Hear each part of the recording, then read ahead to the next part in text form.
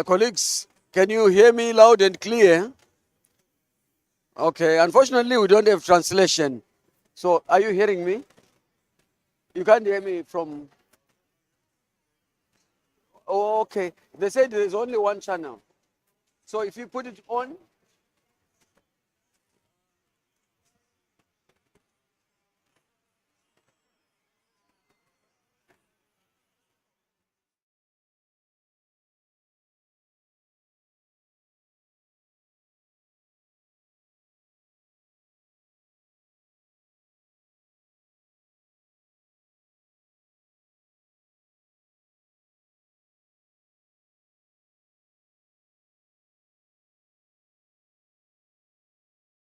Who can hear me? Yes. Right.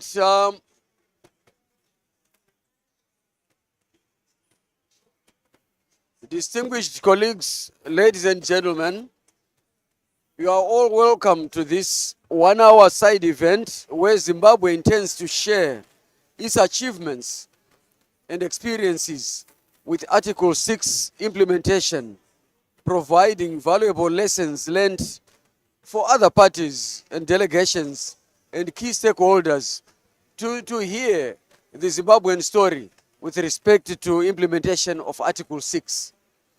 Since the development and gazetting of the Zimbabwe Carbon Trading Regulations, which is our law governing carbon trading, which was developed in 2025, Zimbabwe has made significant advances in the implementation of Article 6, becoming one of the first countries in the world to successfully implement a blockchain-based transactional carbon registry. That's number one.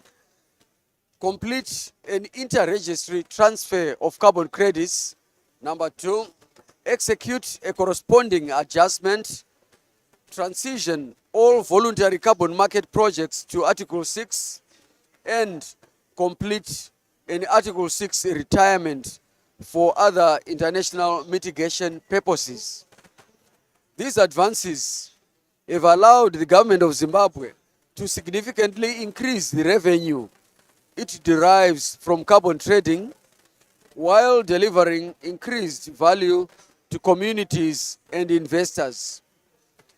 Our experience is growing, and we are very confident to share with the world the many key decisions and achievements made by the Ministry of Environment, Climate and Wildlife in Zimbabwe. So this event will not only highlight Zimbabwe's achievements, but will allow stakeholders a chance to engage directly with key figures involved in the design and implementation of Zimbabwe's new carbon markets framework. The policymakers are here, as well as the technical experts who are responsible for ensuring that Zimbabwe has a carbon trading platform that is fully operational. I therefore has the pleasure of introducing the Permanent Secretary in the Ministry of Environment, Climate and Wildlife, Ambassador Thaddeus Chifamba, who shall deliver the official opening remarks, and he's seated right at my far left. Our consultants, including Terra Viv consultant, who is Felix, who is seated right here, who supported Zimbabwe in the development of its policy, regulatory and institutional framework for Article 6 readiness, is Mr. Felix mentioning Giordano. Then our digital infrastructure consultant, A6 Labs, here represented by Arib Bakish, we seated almost in the center there, and the Deputy Chief Secretary in the Office of the President and Cabinet, Engineer Amos Marawa, who is sitting on my immediate left, who is going to close this event. My name is Washington Shakata. I'm the head of the Zimbabwe Carbon Markets Authority in Zimbabwe.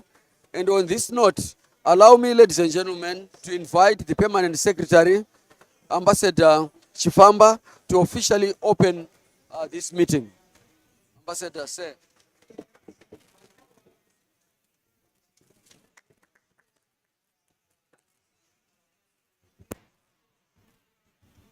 Thank you,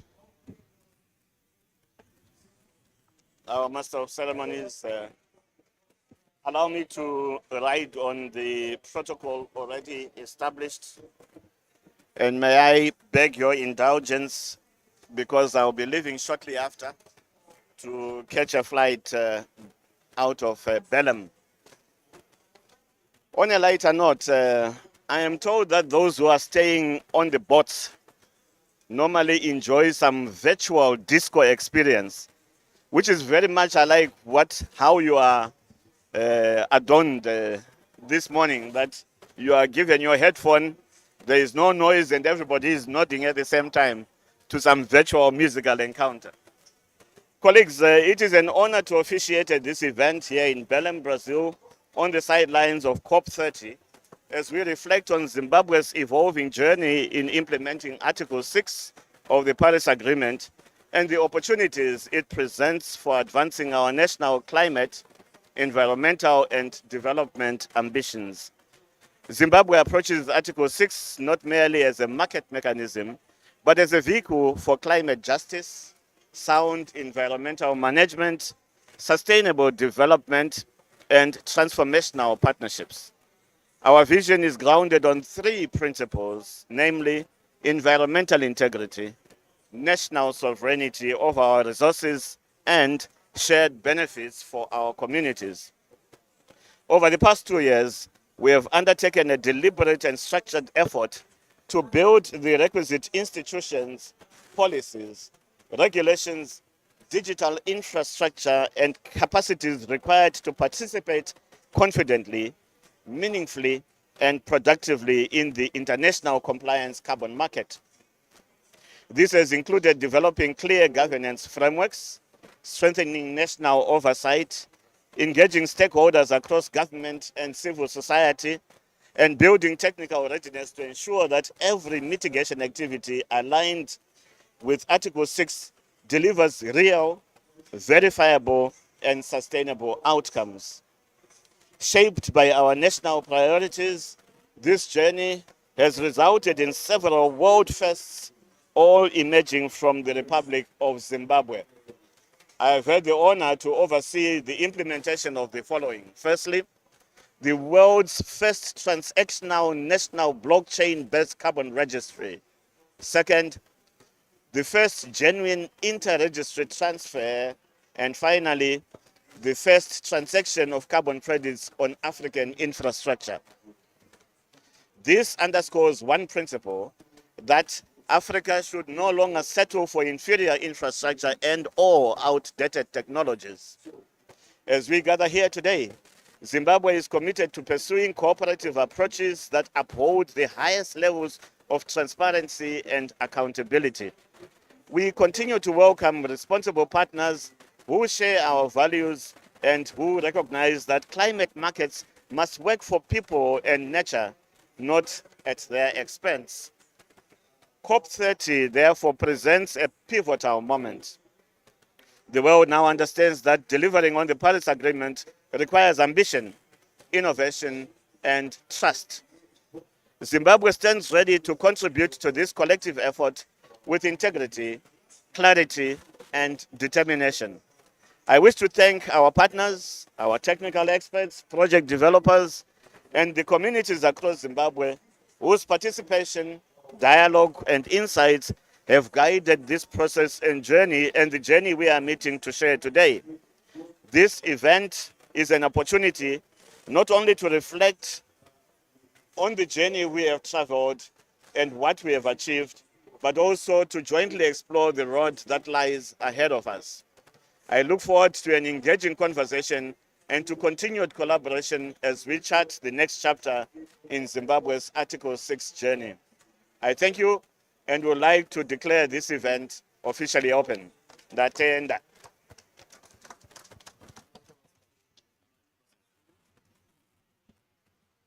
Uh, Thank you very much, the Permanent Secretary of the Ministry of Environment, Climate and Wildlife. Uh, Colleagues, what we see on the screen is written Zimbabwe from policy to implementation. This is not academic. This is real. It's from policy to implementation. We have started trading already. We now have realized revenue from the trading of carbon trading itself as a beginning. So we are marching this journey together and we are ready to share experiences.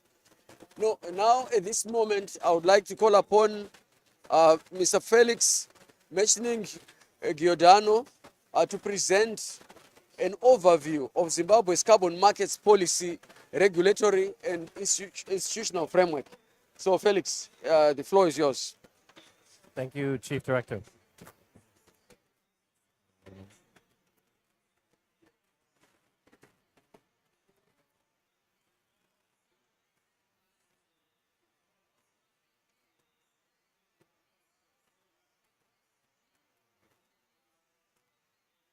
Okay.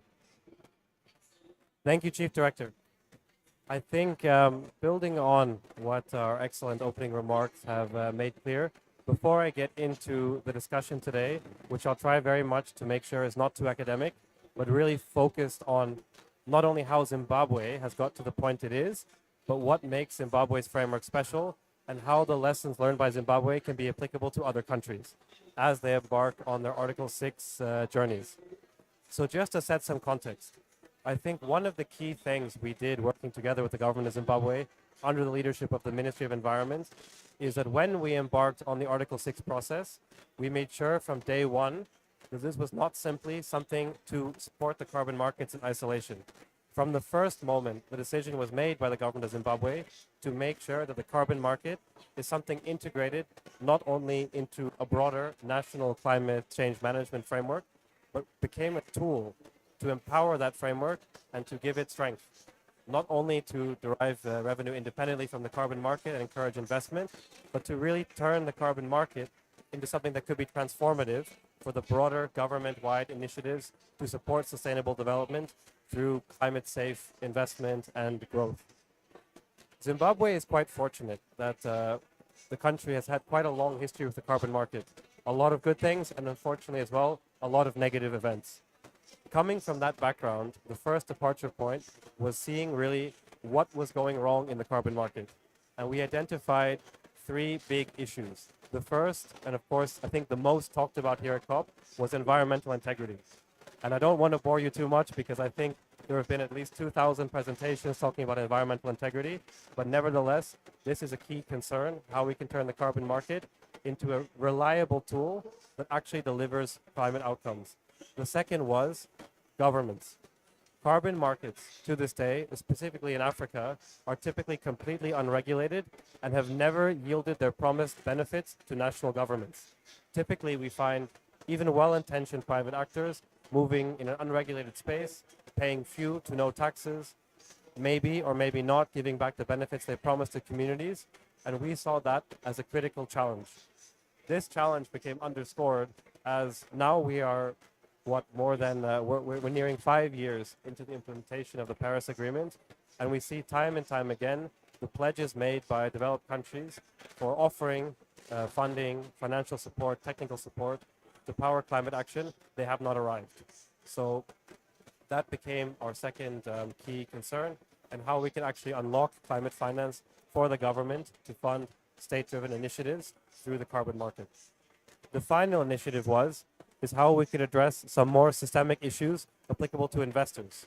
We identified very early on that the current way the carbon market is established creates significant vulnerabilities, not just for government and communities, but also for investors.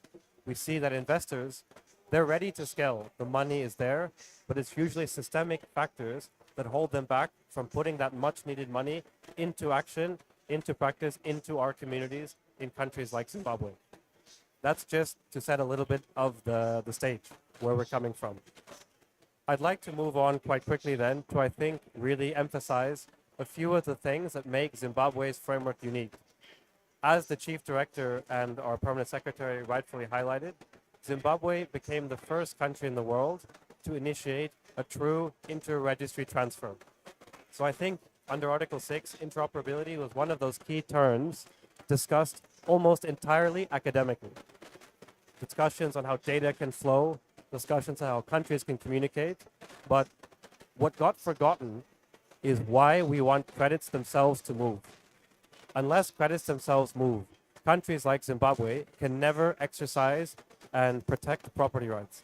Countries like Zimbabwe and project owners as well, this is not merely a national issue. Everyone remains vulnerable effectively to a small monopoly of private NGOs who, again, this is not to criticize their intentions, but it nevertheless creates a vulnerability. By moving the actual asset into your country is the only way a government can fully guarantee it not only is able to implement its laws, but that investors can be protected. This, I think, is one of the most unique things about Zimbabwe's carbon market framework right now, is that under Zimbabwe's framework, we are now the only country that has Article 6 credits physically, legally, and really move into that country and are held in Zimbabwe's National Carbon Registry. So I'll leave my colleague Harib to speak more about the registry itself, but that really, in effect, is a key distinction.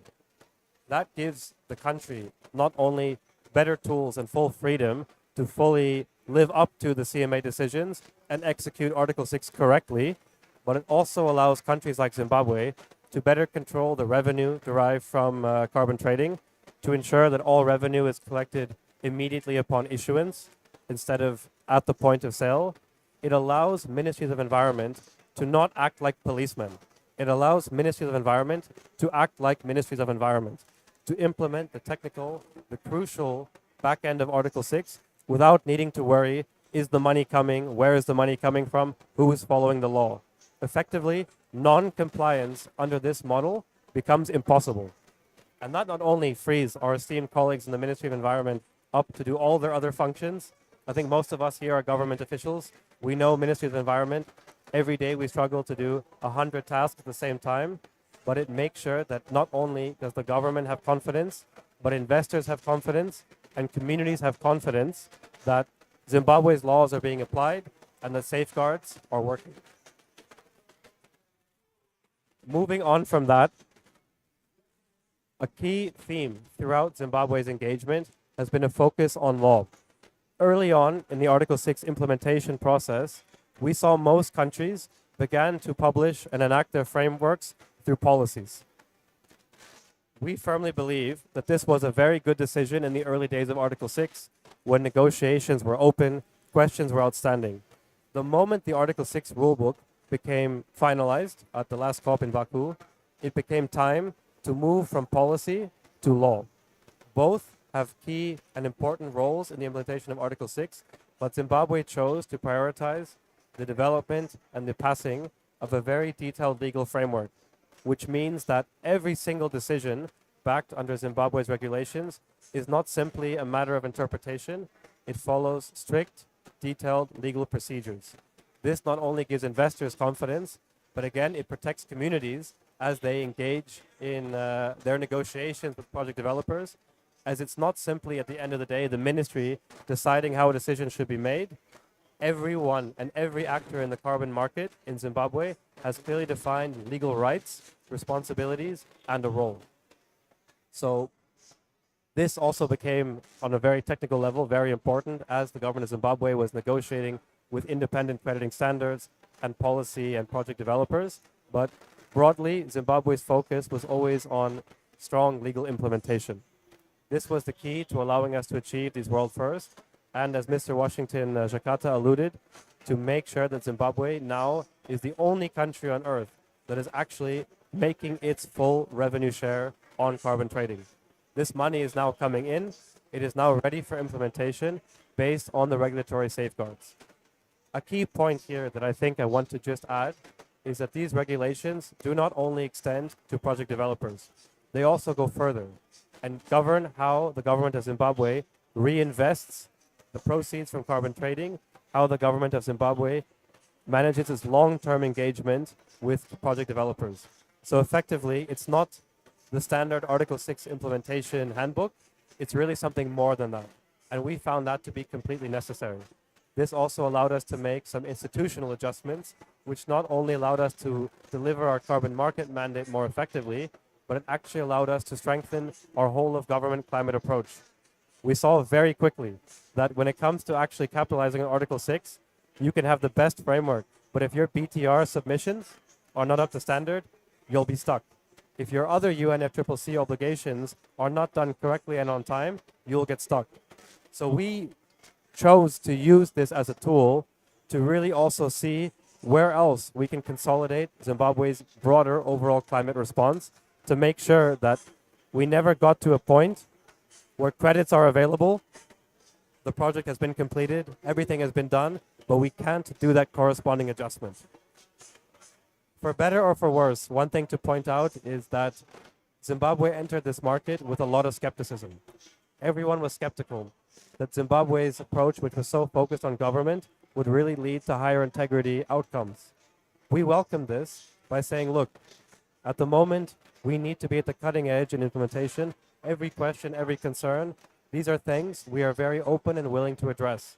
So again, while Zimbabwe's approach was built on very strong laws, that does not mean it was not consultative. At every single stage in this process, we work directly with market actors, with investors, with project developers, communities, and decision makers in the government to make sure that it was fine-tuned. Where there were mistakes, and I think, again, everyone, we make small mistakes on this path, we were able to quickly resolve them, again, with the backing of a very strong legal framework. Now, touching on that much over-talked about component of environmental integrity, I wanted to just highlight a few key ways in which the government of Zimbabwe goes above and beyond what the independent crediting standards are doing. So first and foremost, Zimbabwe is the first country in the world to apply a minimum community sustainable investment requirement. And this key distinction is it's made in the investment. That means communities in Zimbabwe do not need to wait for the sale of credits, which may or may not happen 10 years down the road, to receive a tangible, meaningful, sustainable development outcome. Every single project developer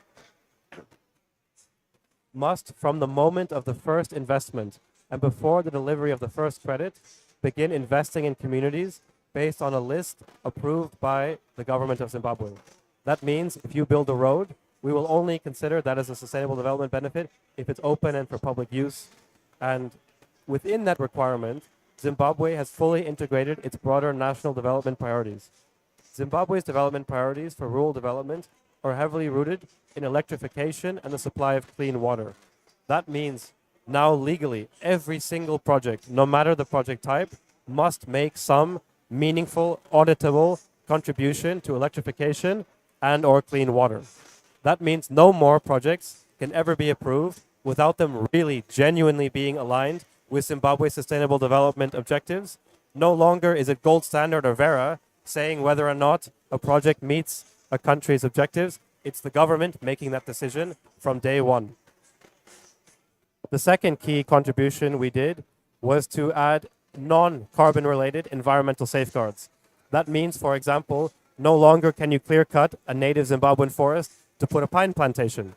That might be optimal for carbon farming, but it's negative for Zimbabwe's overall environment. We now have strict safeguards to make sure that any kind of non-carbon environmental impact is immediately addressed, in addition to the existing legal frameworks that are already in place under Zimbabwe's broader environmental protection standards. A key another innovation is, I think it's working, is that Zimbabwe, much better. Zimbabwe implemented what we believe to be the world's first truly impartial grievance and redress mechanism. This advisory body sits separate from the Zimbabwe Carbon Markets Authority and allows every single Zimbabwean access to fair, free, and impartial support. If there ever is an issue between a project developer and a community, this now will be resolved in an organized, legally binding, and enforceable way. This also comes down through Zimbabwe's very complicated but very deliberate way of writing its certificates and letters of no objection in a way that allows the Carbon Markets Authority to directly and immediately address any kind of non-compliance. We understand that in any kind of major initiative, there will be issues. Our focus was not simply on rooting out bad actors, but was giving the government of Zimbabwe the powers it needed to make sure when there is an issue, it can be addressed swiftly and in an organized manner. I think these are some of the key issues that go beyond some of the more soft ones in terms of working only with high quality methodologies, in terms of pushing towards ICVCM compliance, in terms of all the normal things that are up to the standards. Again, our approach was governments fulfill fundamentally different roles that should come on top of what the standards ask. It is not to mess with what the standards do, not to interfere with the market, but simply to set extremely strict, strong and common sense safeguards that work for our country, Zimbabwe, and that should work for your countries as well. And I think this is a very good moment to hand over to my colleague Harib, who will go into the digital infrastructure to explain what Zimbabwe has put in place and how that was crucial to implementing all of these legal and procedural steps. Thank you. So I think the key thing that I want to really talk about today is the digital infrastructure and really focusing on why that matters. I think generally speaking, when we think about carbon markets, one of the things that we tend to overlook is the national carbon registry and the technology side of things. Of course, the policy and the legal framework, all of this must come first, but really understanding the role that technology plays within the carbon market is an essential piece of the puzzle. Now, what Zimbabwe has done is it has implemented the world's first blockchain-based national carbon registry. And I'll talk a little bit more about what blockchain means as we go through the presentation. But the key thing here to understand is this is now the most transparent, traceable, and trusted type of technology to have a national carbon registry. Now, when we talk about carbon registries, there's a few different ways that can be interpreted. A lot of people, when they think of a national carbon registry, they simply think of a list of records, effectively a mirroring model. So a model in which the actual credits are held elsewhere, and the country simply keeps a record of those credits on their system. Actually, what a country needs to do if they want to have a successful carbon market is have a fully functioning, fully transactable platform. And this opens up several opportunities for the country. Number one, it gives the ability for the country to really control everything that's happening. They aren't simply keeping a record. They are the ones checking everything. They are the ones approving everything. They are the ones making sure that anything that enters the system meets their standards and follows their policies and guidance. The second thing that it enables countries to do is it enables countries to very easily start to collect revenue. At the moment, what happens is all of the revenues relating to onboarding projects, issuing credits, all of these fees are captured by other systems outside of the country's control. So existing systems, for example, those that exist in the voluntary market, there are huge amounts of fees throughout the process, and the country doesn't see any of those fees. They go directly to the registry themselves.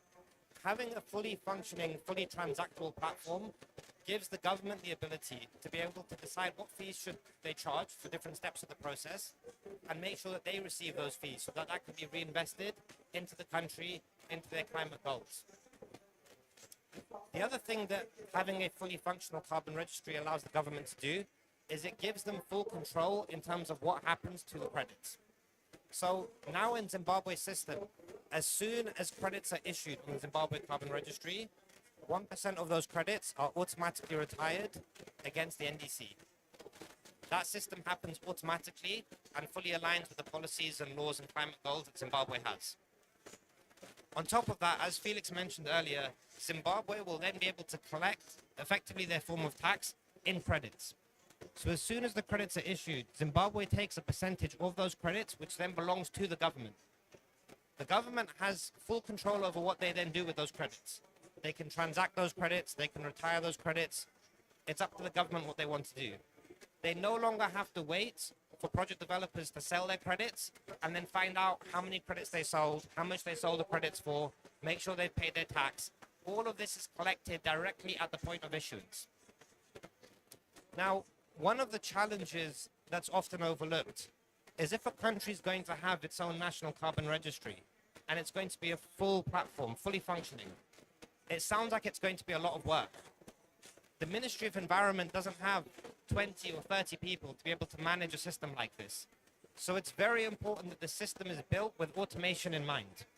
So throughout the system, we don't just use blockchain, but we also use artificial intelligence and machine learning models to validate that the data that's coming into the system is already meeting certain standards.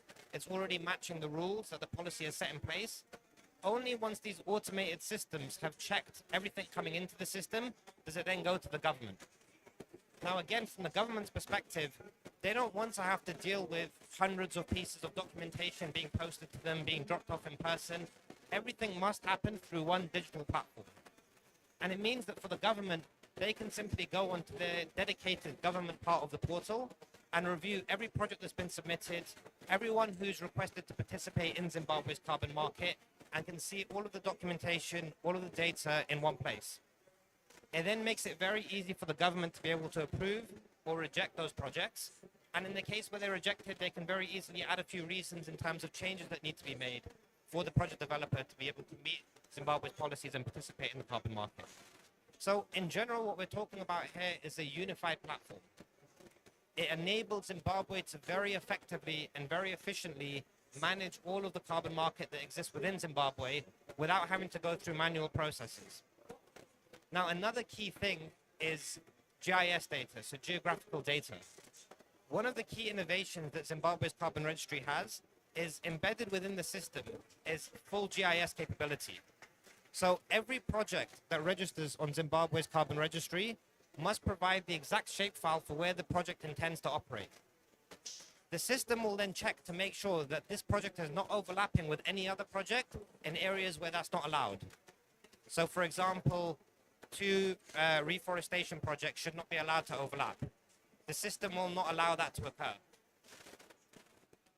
Actually, what it does is the system will reserve land within the platform once a project receives its initial stages of approval. Now, this means that if you're a project developer, you've received your initial approval that you can operate on this land. Investors who want to invest in this project know that this project has had its land reserved. Within the system, it will not allow another project to operate on that land. So you avoid these kinds of conflicts around who has the rights to operate on the land. Everything is dictated by the system, it's done automatically, and it prevents any issues from occurring. I think the last thing to briefly touch on at this stage is that you need a full digital platform if you really want to participate in the global market. You need the ability to have full interoperability, connecting to other registries, being able to move credits seamlessly between these different systems, and also being able to connect to global carbon registries. You want to be able to participate and access as many of these markets as possible. So simply having an Excel-based model or a simple database registry, it's not sufficient. If you want this asset class to be taken seriously, it needs to be something that's secure, it needs to be something that's trusted, and it needs to be something that's digital and can really move around in the digital world that we now live in. Now, another key thing to understand is how does Zimbabwe's carbon registry use blockchain, and what does blockchain really mean? I think blockchain is a term that's thrown around quite frequently in this day and age. Most people probably think of blockchain as Bitcoin or cryptocurrencies or, you know, in this day and age, meme coins released by the US president. Blockchain as a technology actually, in essence, is a tamper-proof database. It's a database that is distributed all around the world on tens of millions of computers. Once data is stored on the blockchain, it can never be changed. It can't be changed by the miners participating in the blockchain. It cannot be changed by us. It cannot be changed by the government. Now, that's not to say mistakes won't happen within the systems. Sometimes somebody accidentally adds the wrong information. That's fine. You can then add new information. But that full history, that full traceability remains always there. For this asset class to be treated as something that can be recognized and something that's of high value in the international community, it cannot be fully under the control over the government. The government needs to have the ability to be able to regulate it and approve and reject it, but the government cannot have the ability to be able to change data as they see fit. For this to be an asset class that is worth a huge amount of money, which the carbon market does have that potential, it needs to be something that's trusted. If you want other countries, if you want international buyers to be able to trust this asset, it must be immutable, it must be tamper-proof. So that's what the blockchain provides. And a lot of people in this industry have started to identify that the blockchain is the correct technology for carbon registries. The problem that you have is not every blockchain registry is the same. So when a lot of people talk about blockchain registry, it's still that simple mirroring model. For every credit that's issued, we're going to issue one token on the blockchain. It doesn't solve the problem. What you need is a system in which every single piece of data, every document throughout the entire process is stored on the blockchain. What that then means is when any buyer wants to look at a credit, they can click on a credit and see all of the information relating to that credit. Who owns it, the information for the project, the rights to operate on the land, how the local community is benefiting from this project, who approved this project, all the certificates and letters relating to this project. All of that information needs to link to each individual credit, and it must be tamper-proof. When you have this kind of system, that's really what gives buyers and investors the confidence that this is an asset class that they can trust. So throughout Zimbabwe's carbon registry, everything is stored on chain. Any single piece of information that goes into the system is stored on the blockchain. Not only does it give you the security, it also gives you the fungibility. Having credits on the blockchain gives them the ability to be able to move around seamlessly between other systems. We aren't limited by connecting to other registries via API. Even that is something that we've seen that nearly every registry already can't do. The interoperability that we're having to do, the inter-registry transfers that we're having to do at the moment are still quite manual. But having a digital blockchain-based system like this means that you have full flexibility in terms of how you move credits between systems. You can do it manually through proof of cancellations, you can do it with APIs, or you can do it directly on the blockchain where the credits are literally moving from one system to another. Having this kind of technology gives the system that level of flexibility and security.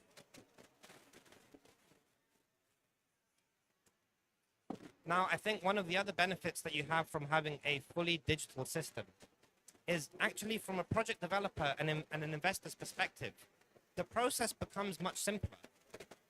You don't need to necessarily pour through all of the policies and regulations and laws to understand exactly what you need to do at each step. The system is designed to fully align with the policies that Zimbabwe has implemented. This means that as a project developer, or even as a buyer, as you go through the system, it becomes very clear what you need to do at each step, which documents you need to provide, which pieces of data you need to fill out, as well as having very, very detailed guides explaining for each step what these documents mean, examples of what we expect to receive within the system. It means as a project developer, you can go on your mobile phone, you can go on your laptop, and you can start to register a project. We've tried to build a system in a way that it's as accessible as possible. We want as many people to be able to participate in Zimbabwe's carbon market. So having a fully digital platform that you can access on your mobile phone, it's a very familiar way of being able to interact with a piece of technology. Everything must go through this system. For project developers, what we found is the time it takes to be able to onboard a project and have it fully approved can now be done in a matter of weeks. Previously, we were seeing that this was taking 6 months to 9 months, sometimes even over a year. This process can now be moved through very, very quickly. And it's not just about the project developers being able to onboard their projects. The government also have the ability to move very quickly now. Because all of this information is digital, it gets sent to the government digitally. They can go through approval processes in a matter of days. As soon as the ministry have had the time to be able to go through all of this information, if the project meets the standards and it follows the policies, they press approve, they click a few buttons, and the project is now registered, and certificates and letters are now issued.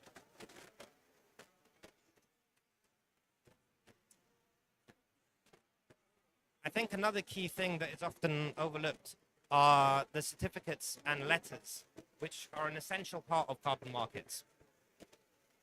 One of the challenges that we identified quite early on in this process is previously the way that ministries of environment were operating They were manually writing letters, they were manually issuing certificates, granting access for project developers, or giving reasons for things that they must change for their project to be approved.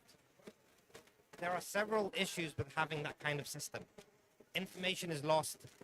You know, having a box filled with paperwork, it's very easy for it to be lost. People leave the ministry, people come and go. Often there's debates and discussions around, I received a letter from this person, it can't be found anymore. We have to move away from a paper-based system.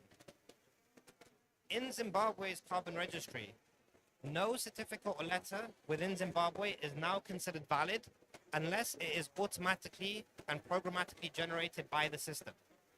The government doesn't generate any letters or certificates anymore, the system does.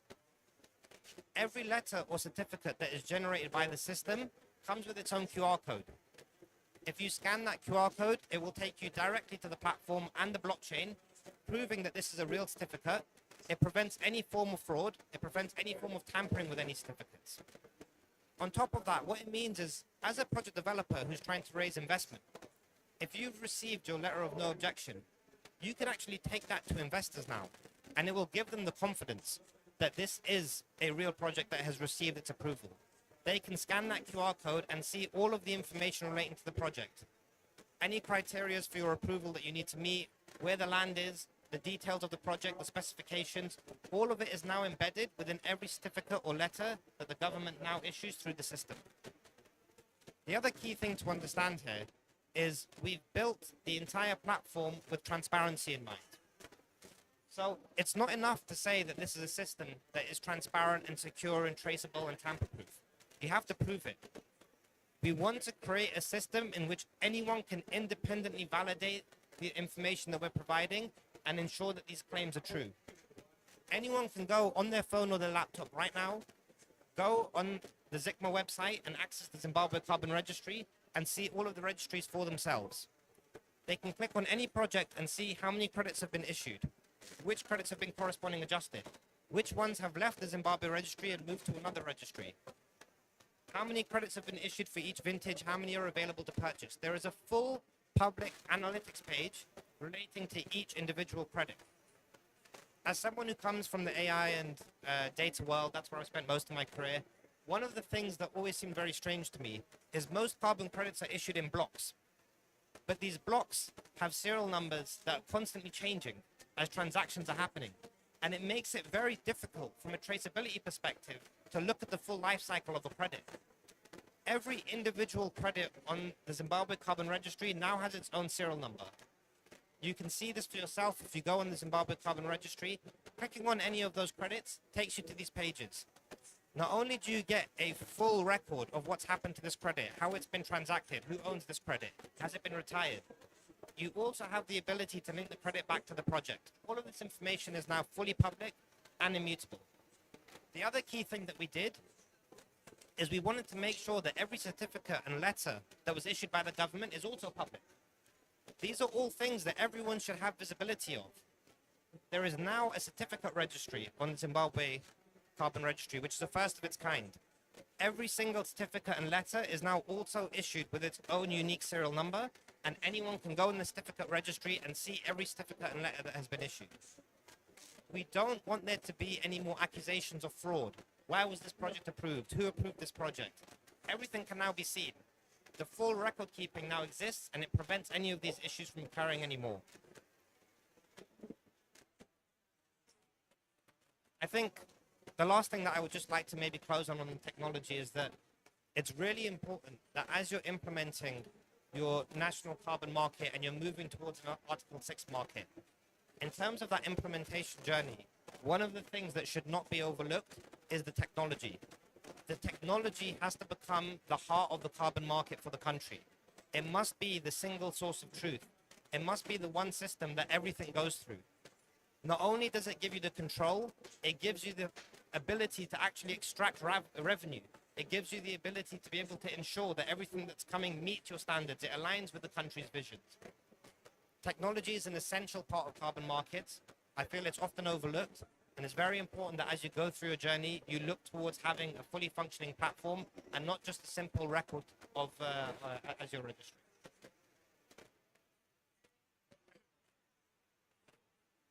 I think so. Just to sum up, I'll keep it very brief so that we still have time for questions. But I think the key thing to take away is that I know, especially at COP, sometimes the line between a launch and what's real gets blurred. But everything we presented here, everything in Zimbabwe is operational, it is there. So I think we'd also invite everyone to, like Harib said, have a look. I think the only way for the carbon market to advance is to meet that level of transparency. That means to have something and to offer something also as a national government. And I think all these functions that Harib was mentioning just then, these are all functions now being offered by the government of Zimbabwe. Developers are happy to do these functions. They will pay the government of Zimbabwe to pay your government to do these functions as they are essential. It is simply shifting something from the hands of private, foreign, based in the global north actors to governments like Zimbabwe in the global south. And I think that's been a key thing.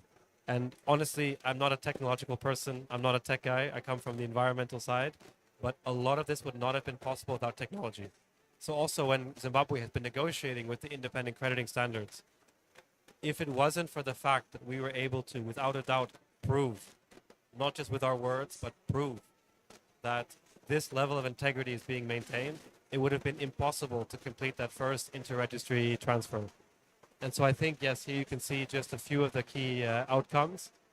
Just to add a few more, we saw the price now of credits being sold in Zimbabwe go from around $3 per credit to more to 18, 20, 15. These are the prices now we're seeing to emerge. Secondly, we're seeing that before the implementation of this system, most credits being generated every year in Zimbabwe were not being sold at all. They would take months waiting, negotiating with brokers before they would sell. Every single credit that has moved through Zimbabwe's platform has a purchase order on it. Project developers are trying to scramble to get as many credits as they can through the system simply because they can't sell enough. The government of Zimbabwe now is the first government that has collected its full share of proceeds directly at issuance, which means that even if they sell or don't sell, it doesn't matter. Zimbabwe has achieved its objectives financially. It has also achieved its objectives from an environmental integrity perspective. The other key thing to understand is that under Zimbabwe's system, now that the government is taking credits, you create a mutual friendship, a partnership almost between you and anyone else who holds a credit. Both suddenly become fully aligned to push the value of that credit up.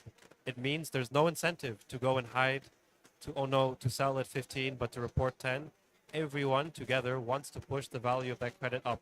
And I think that's something that, of course, is fundamental to climate action, is that real carbon credits, at the end of the day, they should be scarce, they should be valuable, and they should be fungible.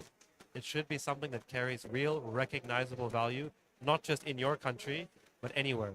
People should be able to see a credit issued in Zimbabwe, to know how they can verify it, and also to know that simply it is a high quality product, it is a high value product. I think now it's a good time to hand over again to our Chief Director and moderator before we open for some questions.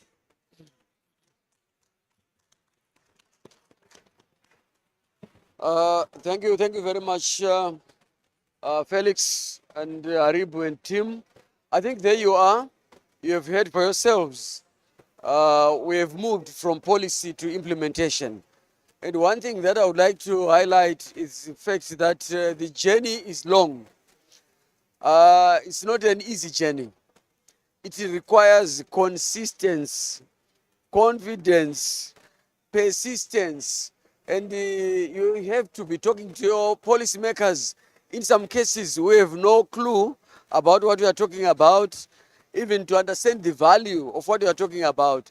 And you also have instances whereby communities themselves, they start firing, even in the newspapers, that the government now wants to take over our credits, our what, because they will be having also project developers behind them, telling them, if this issue goes through government, all your money is taken, so that they can demonstrate against you. But we managed to fight it, and now we have confidence of the communities. We have support from the policymakers. His Excellency, the President himself, has endorsed, has launched this process. So I just wanted to highlight these issues. And the fact that it's fully automated. There's no one who will call you, boss, you'll be called at night by various people Can you facilitate my projects? Can you do this? That system does not allow that. Even payment for any moves, whatever you are paying for, it comes through the system. There's no one who you are going to hand over money. Your invoice will come from the system. Everything is automated. So we are just there to click the buttons. Yes, we approve. Yes, we don't. Colleagues, I would like to open the floor, maybe just for the next 5 minutes, for any interventions. Yes, madam. Just 1 minute, let me give you.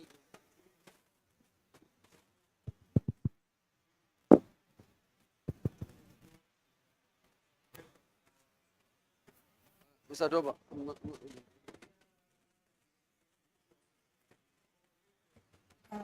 Hello, everyone. You can hear me. I'm Eunice from Papua New Guinea. Thank you for inviting us, sharing the flyer with us to attend. It's very exciting because for PNG, we are also looking at developing a national carbon registry. We already have the legal framework in place. And Cindy, so when I was introduced to this, it was very, it seems like a system, not seems, but it's the system that we want for our country. So I have just one question regarding benefit sharing. Is there benefit sharing integrated into this system where you can actually trace the benefits from the revenue generated so it goes down to the communities and it's not hijacked on the way? So our communities can actually benefit from this. And is there a way to trace it and report it, now how it affects the performance of the registry? Thank you. Thank you very much, madam. Thank you. Can I? Yes. Yes. Thank you. Firstly, I would like to congratulate the government of Zimbabwe for achieving this incredible feat and operationalizing your Article 6 registry. And of course, thank you for this very informative presentation. I have a couple of questions. So I was reading the 2025 land gap report, and the report says that in fact there is an over-reliance on land-based carbon removals for the achievement of the NDCs. In other words, we probably have exceeded the capacity of land-based ecosystems to remove carbon. Now, if the main objective of Article 6 is mitigation, does your database in fact give us any information about the actual capacity of ecosystems in Zimbabwe to remove carbon? Or to put it differently, how many credits is it possible to actually create in Zimbabwe without exceeding the actual capacity? That's my first. The second question is, you said that the price of a credit has increased from about $3 before the system to about $18. But the general understanding is that until you achieve somewhere around $80 a ton of carbon, it is not worth your while to invest in carbon credits. So how profitable, or rather, how beneficial is the crediting system that you have developed in Zimbabwe, and what exactly is the contribution that it is making to the economy, but also to the community? Thank you.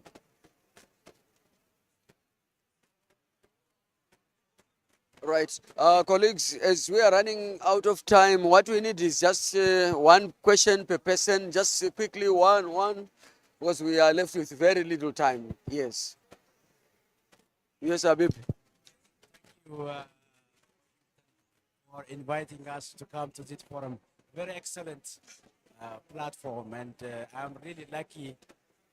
I'm really lucky that I was able to attend this event. And congratulations for your government and for your leadership, the technical people there, to bring this system on board. And this is what we really need in Africa. For most of people, carbon market is something mysterious, highly technical. This is yet to be worked out, really. So it's a thing which we need to push to spread it even. By the way, I'm from IGAT. In Eastern Africa, we want to promote such tools even in our region. So we'll approach the consultants how they can help with us. But my question now is, how much capacity building have you left behind for the Zimbabwean nationals so that they take over this system when you move out? That's my question. Thank you. Thank you very much. Thank you so much. I'll be very quick. I think my name is Lorraine from Rwanda. Thank you so much for sharing the exciting news and congratulations to Zimbabwe. I had a question around what you mentioned around the fact that regardless of whether a project owner is able to basically trade the credits or not, they will be able to, the government still has basically retains a certain percent of the credits, right? Doesn't that deter off-takers or project developers from going into the market?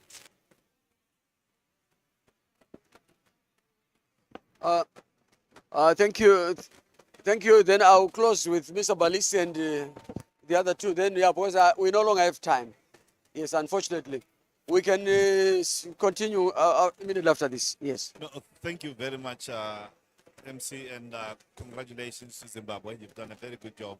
Actually, we're proud of you and the presenters. Mine is basically on the blockchain technology that is being introduced to the whole process. Remember, we have always had a way of handling monies within our government, but when you brought in the blockchain, did you bring in on board all the other financial mechanisms and payment processes that government has? Because that could either, looking at the backup and what has to happen in the event that the system fails. I want to know to what extent you can ensure that it's really tamper-proof and it's going to deliver without affecting other operations of government. Thank you. Thank you very much. Last question. Then. Thanks a lot. I will be very brief. Number one is to see from this approach we have, what kind of sector are we leveraging on carbon trading in line to NDCs? Because carbon credit from forestry, from energy, from waste would be the same weight. They are different. Therefore, on the move for avoidance, because a system is okay, but the real point is what kind of sector are we targeting in this case? Thank you. Thank you very much, colleagues. I think there we are. I would like just to answer one or two questions. Benefit sharing from Papua New Guinea. We have got a framework for sharing what percentage goes to the communities, to the local authorities, to government, to the institution itself, and so forth. So we have got a framework for that. Then from Rwanda, does the 30%, for example, for Zimbabwe, not deter investors?